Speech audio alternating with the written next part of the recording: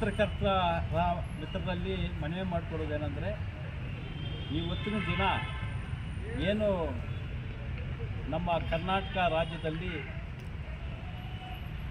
ಒಳ ಮೀಸಲಾತಿ ಗೊಂದಲ ಏನಿದೆಯೋ, ಏನು ಸುಪ್ರೀಂ ಕೋರ್ಟ್ ಆದೇಶ ಮಾಡಿದರೂ ಕೂಡ ಕರ್ನಾಟಕದ ನಮ್ಮ ಮುಖ್ಯಮಂತ್ರಿಗಳಾದಂಥ ಸಿದ್ದರಾಮಯ್ಯ ಸಾಹೇಬರು ನಮ್ಮ ಏನು ರೈಟು ಲೆಫ್ಟು ನಮ್ಮ ಸಚಿವರ ಮಧ್ಯೆ ಕುತಂತ್ರಗಳು ಮಾಡಿ ರೈಟು ಲೆಫ್ಟಿಗೆ ನಮಗೆ ಜಗಳಗಳು ಬಿಟ್ಟು ಅವರ ಸರ್ಕಾರ ಭದ್ರಪಡಿಸೋಕ್ಕೆ ಎಲ್ಲ ಹುನ್ನಾರ ಮಾಡ್ತಾಯಿದ್ದಾರೆ. ಆದರೆ ಇದನ್ನು ಸಹಿಸೋಕ್ಕೆ ಆಗಲ್ಲ. ನಮ್ಮ ಪಕ್ಷದ AIBSP ವತಿಯಿಂದ ಏನು ಚಿಕ್ಕಬಳ್ಳಾಪುರ ಜಿಲ್ಲೆಯಿಂದ ನಾವು ಈ ಪತ್ರಕರ್ತ ಒಂದು ಪ್ರೆಸ್ ಮೀಟನ್ನು ಕರೆದಿದ್ದೀವಿ. ಇದರಲ್ಲಿ ಕೂಡ ಏನಂದರೆ, ನಮ್ಮ ಪಕ್ಷದ ಅಧ್ಯಕ್ಷರಾದಂಥ ಧೀಮಂತ ನಾಯಕ, ನಮ್ಮ ರಾಜ್ಯಾಧ್ಯಕ್ಷರಾದಂತಹ ಮಾರ್ಸಂದ್ರ ಮುನಿಯಪ್ಪ ಸಾಹೇಬರ ಒಂದು ಸೂಚನೆ ಮೇರೆಗೆ ನಾವು ಏನು 12ನೇ ತಾರೀಕು ಫ್ರೀಡಮ್ ಪಾರ್ಕಲ್ಲಿ ಏನು ಒಳ ಮೀಸಲಾತಿ ಬಗ್ಗೆ ಏನು ಬೃಹತ್ ಧರಣಿಯನ್ನು ಹಮ್ಮಿಕೊಂಡಿದ್ದೀವೋ, ಅದಕ್ಕೆ ನಮ್ಮ ಚಿಕ್ಕಬಳ್ಳಾಪುರ ಜಿಲ್ಲೆಯಿಂದ 2000 ಜನ ನಾವು ಹೋಗ್ತಾ ಇದ್ದೀವಿ.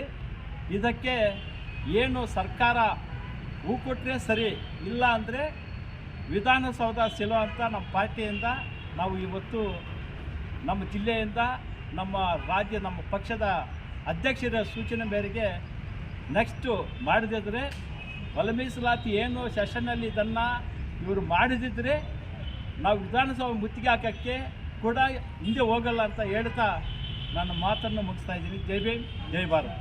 ಸಂವಿಧಾನ ಜಾರಿ ಆದಮೇಲೆ ಇದುವರೆಗೆ 75 ವರ್ಷಗಳಾಯಿತು. ಇವತ್ತುವರೆಗೂ ಸಹಿತ ಒಳ ಮೀಸಲಾತಿ ಇದೆ, ಬಟ್ ಒಳ ಮೀಸಲಾತಿ ಇಲ್ಲ.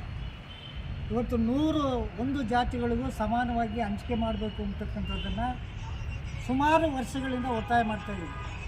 ಆದರೆ ನಮ್ಮ ಸಾಮಾಜಿಕ ನ್ಯಾಯದ ಅಧಿಕಾರರಾಗಿರ್ತಕ್ಕಂಥ ನಮ್ಮ ಮಾನ್ಯ ಮುಖ್ಯಮಂತ್ರಿಯಾಗಿರ್ತಕ್ಕಂಥ ಸಿದ್ದರಾಮಯ್ಯನವರು ಹೇಳ್ತಾ ಇದ್ದಾರೆ, ನಾನು ಬಡವರ ಪರ, ಸೋಹಿತರ ಪರ, ನಾನು ಸಾಮಾಜಿಕ ಸಮಾನತೆಗಾಗಿ ನಾನು ನಿಮ್ಮ ಪರವಾಗಿದ್ದೀನಿ ಅಂತ ಹೇಳ್ತಾ ನಮ್ಮ ಓಟುಗಳಿಂದ ಅಧಿಕಾರ ಪಡೆದಂಥ ಸಿದ್ದರಾಮಯ್ಯನವರು ಇವತ್ತು ನಮ್ಮನ್ನು ಒಳ ಮೀಸಲಾತಿ ಅಂದರೆ ಇರ್ತಕ್ಕಂಥ ಎಡಗೈ ಬಲಗೈ ಮಧ್ಯೆ ಅವರು ಕುತಂತ್ರಗಳು ಮಾಡಿ ಇವತ್ತು ಬಲಗೈ ಪರವಾಗಿರ್ತಕ್ಕಂಥದ್ದು ನಮಗೆ ಕಾಣಿಸ್ತಾ ಇದೆ.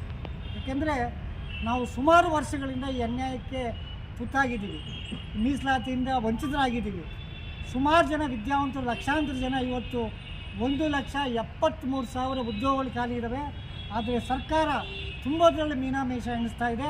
ಇದಕ್ಕೆ ಯಾರು ಒತ್ತಡನೂ ಗೊತ್ತಾಗ್ತಾ ಇಲ್ಲ, ಮತ್ತು ಗೊತ್ತಾಗ್ತಾ ಇದೆ ಯಾರು ಇದರಿಂದ ಕೈಗೆ ಕೆಲಸ ಮಾಡ್ತಾ ಇದ್ದಾರೆ ಅಂತ. ಇದು ಎಲ್ರಿಗೂ ಅರ್ಥ ಆಗ್ತಾ ಇದೆ. ಆದ್ದರಿಂದ ಇದು ಕೊನೆಯದಾಗಿ ನಾವು ಈ ಹಕ್ಕುಗಳನ್ನು ನಾವು ಸಾಬೀತು ಮಾಡಿಕೊಳ್ಳೋ ಅಂದಾಗ ನಾವೆಲ್ಲ ಇಲ್ಲಿ ಪಕ್ಷಭೇದ ಮತ್ತು ಎಲ್ಲರೂ ಒಂದಾಗಿ ಬೆಂಗಳೂರು ಚಲೋ ಕಾರ್ಯಕ್ರಮಕ್ಕೆ ನಾವೆಲ್ಲ ಸಜ್ಜಾಗ್ತಾ ಇದ್ವಿ. ಅದಕ್ಕೆ ಸಜ್ಜಾಗಿ ನಮಗೇನಾದರೂ ಒಳ ಮೀಸಲಾತಿ 12ನೇ ತಾರೀಕು ಒಳಗಡೆ ಜಾರಿ ಮಾಡಲಿಲ್ಲ ಅಂದರೆ ಮುಂದಿನ ದಿನಗಳಲ್ಲಿ ಕಾಂಗ್ರೆಸ್ಸನ್ನು ಸೋಲಿಸ್ತಕ್ಕಂಥ ಈ ಸಮುದಾಯದವರು ಬಿಡೋದಿಲ್ಲ ಅಂತಕ್ಕಂಥ ಎಚ್ಚರಿಕೆಯನ್ನು ಹೇಳ್ತಾ, ಮತ್ತು ಸಿದ್ದರಾಮಯ್ಯರಿಗೆ ಇನ್ನೊಂದು ಚಾಲೆಂಜ್ ಹೇಳ್ತಾ ಇದ್ವಿ. ಸಿದ್ದರಾಮಯ್ಯನವರೇ, ಇದನ್ನ ಬಿಟ್ಬಿಡಿ, ಈ ಕುತಂತ್ರಗಳು ತಂತ್ರಗಳು ಬಿಟ್ಬಿಟ್ಟು ಮೊದಲು ಒಳ ಮೀಸಲಾತಿಯನ್ನು ಜಾರಿ ಮಾಡಿ ಈ ಸೋಹಿತ ಸಮುದಾಯಗಳ ಯುವಕರಿಗೆ ಉದ್ಯೋಗವನ್ನು ಕೊಡ್ತಕ್ಕಂಥದ್ರಲ್ಲಿ ಮನಸ್ಸು ಮಾಡಿ ಅಂತಕ್ಕಂಥ ಮಾತನ್ನು ನಾವು ಆಲ್ ಇಂಡಿಯಾ ಬಹುಜನ್ ಸಮಾಜ್ ಪಾರ್ಟಿಯಿಂದ ನಾವು ಒತ್ತಾಯ ಮಾಡ್ತಾಯಿದ್ವಿ. ಮತ್ತು ನಮ್ಮ ಚಿಕ್ಕಬಳ್ಳಾಪುರ ಜಿಲ್ಲೆಯಿಂದ ಕನಿಷ್ಠ ಒಂದು 50ರಿಂದ 100 ಗಾಡಿಗಳು ನಾವು ಬೆಂಗಳೂರು ಚಲೋ ಹೋಗ್ತಾ ಇದ್ದೀವಿ ಅಂತಕ್ಕಂಥ ಮಾತು ಹೇಳ್ತಾ ನನ್ನ ಮಾತು ಮುಗಿಸ್ತಾ ಇದ್ದೀನಿ.